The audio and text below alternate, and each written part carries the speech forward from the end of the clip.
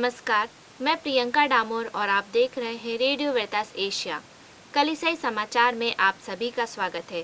कलिसाई समाचारों में प्रमुख है,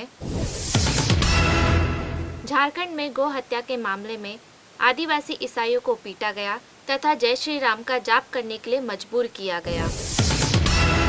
हाथरस के बाद बलरामपुर में दलित युवती के साथ गैंगरेप, पीड़िता की मौत। भारत के चर्च और राजनीतिक नेताओं ने उत्तर प्रदेश में हुए सामूहिक बलात्कार और हत्या की निंदा की। कोलकाता के एक स्कूल ने वैश्विक संगीत परियोजना का नेतृत्व किया। आओ और देखो थीम पर आधारित होगा 55वां विश्व संचार दिवस। संत पापा ने फिलीपींस के लिए नए प्रेरित राजदूत की नियुक्ति की। कार्डिनल तागले कोरोना संक्रमण से ठीक हुए।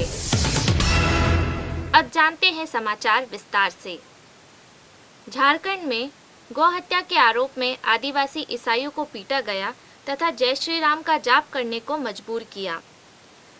सिमडेगा के भरीकुदर गांव के अम्बेरा टोली में गौ हत्या के संदेह में 7 आदिवासी ईसाइयों को कथित और उनकी बेरहमी से पिटाई की गई और जय श्री राम का जाप करने के लिए मजबूर किया गया।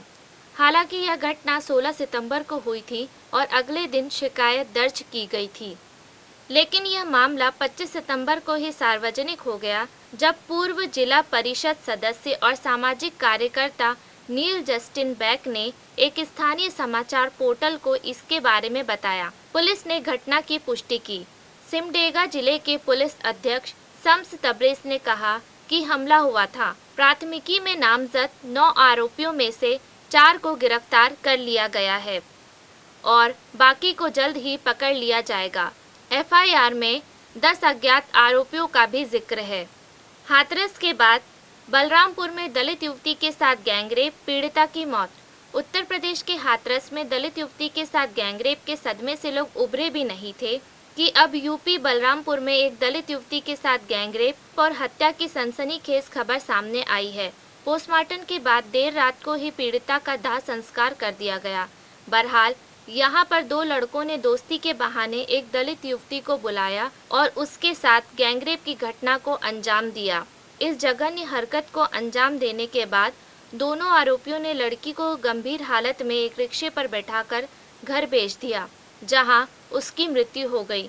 पुलिस ने दोनों आरोपियों को गिरफ्तार कर लिया है। भारत के चर्च और राजनीतिक नेताओं ने उत्तर प्रदेश में हुए सामूहिक बलात्कार और हत्या की निंदा की। भारत के चर्च और राजनीतिक नेताओं ने उत्तर भारतीय राज्य और उत्तर प्रदेश में एक दलित महिला के साथ सामूहिक बलात्कार और हत्या की निंदा की। उन्होंने कहा, दलितों और दलितों के खिलाफ अपराध और अत्याचार इस देश के हिस्से में कोई नई बात नहीं है। आप किसी भी समाचार पत्र या टेलीविजन चैनल को देखते या स्कैन करते हैं जिसमें आप उनकी दुर्दशा, दलितों के प्रति किए गए अन्याय के बारे में पढ़ सकते हैं। राज्य में बलात्कार के मामलों के पीछे का मुख्य कारण यहाँ के लोगों की मानसिकता है, जो महिलाओं को वस्तु समझते हैं और महिलाओं को द्वितीय श्रेणी के नागरिक मानते हैं। उनकी मानसिकता को बदलने की आवश्यकता है। कोलकाता के एक स्कूल ने वैश्विक संगीत परियोजना का नेतृत्व किया।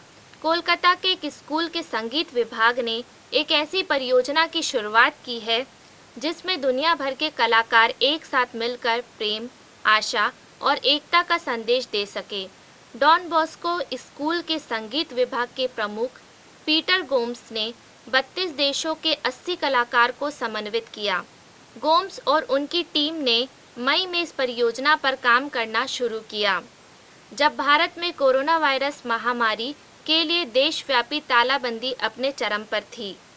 आओ और देखो थीम पर आधारित होगा 55वां विश्व संचार दिवस। 2021 को मनाए जाने वाले 55वें विश्व संचार दिवस की थीम है आओ और देखो। 55वें विश्व संचार दिवस की विषय वस्तु मंगलवार को प्रकाशित हुए प्रेरित फिलिप द्वारा कहे गए आओ और देखो शब्द सुसमाचार का केंद्र बिंदु है। ख्रिस्त उद्घोषणा शब्दों से पहले देखने, साक्ष्य देने, अनुभव करने, मुलाकात करने और अपने सामीप्य प्रकट करने में है। एक शब्द में यह उद्घोषणा जीवन द्वारा प्रकट किया जाता है। संत योहन के अनुसार सुसमाचार से लिए गए ये शब्द 55वें विश्व सामाजिक संचार दिवस पर संत पापा के संदेश की विषय वस्तु है। 55वां विश्व सामाजिक संचार दिवस मई 2021 को मनाया जाएगा। लोगों से मुलाकात कर संवाद करे, वे जहां और जैसे हैं, यह उसका उपशीर्षक है। संत पापा ने फिलीपींस के लिए नए प्रेरित राजदूत की नियुक्ति की। संत पापा फ्रांसिस ने फिलीपींस के लिए नए प्रेरित राजदूत की नियुक्ति की। उन्होंने अमेरिकी महाधर्माध्यक्ष चार्ल्स जॉन ब्राउन का स्थानांतरण अल्बानिया में प्रेरित राजदूत से फिलीपींस के मनीला में परम धर्मपीठीय राजनयिकीय मिशन का नेतृत्व के लिए किया। फिलीपींस में प्रेरित राजदूत का पद 16 नवंबर 2019 से ही खाली था, जब संत पापा फ्रांसिस ने इतावली महाधर्माध्यक्ष गाब्रियल काचा को न्यूयॉर्क में परम धर्मपीठीय के स्थानीय पर्यवेक्षक के मिशन के लिए नियुक्त किया था। महाधर्माध्यक्ष चार्ल्स जॉन ब्राउन का जन्म 13 अक्टूबर 1959 को हुआ था और उनका पुरोहिताभिषेक 13 मई 1979 को हुआ। रोम आने से पहले वे ब्रोंकस में संत ब्रेनेड पल्ली के पल्ली पुरोहित थे। कार्डिनल तागले कोरोना संक्रमण से ठीक हुए। Cardinal Luis Antonio Tagle corona virus रोग से पूरी तरह ठीक हो चुके हैं। रोम के फादर ग्रेगरी गैस्टोन ने अपने संदेश में कहा, कार्डिनल तागले ने कोरोना वायरस को हराकर पूरी तरीके से ठीक हो चुके हैं। कोरोना टेस्ट के नकारात्मक परिणाम पूरे चर्च के लिए वास्तव में बहुत खुशी की बात है। ईश्वर चाहता है कि वे मिशनों के लिए वेटिकन के कार्यकाल में सेवा करना जारी रखें। ईश्वर के प्रेम, आनंद, शांति, न्याय, क्षमा और सामंजस्य लाने के लिए इन दिनों दुनिया को एक विशेष तरीके की आवश्यकता है। इसी के साथ कलीसियाई समाचार समाप्त हुए। अगली बार फिर मुलाकात होगी नई खबरों के साथ। नमस्कार।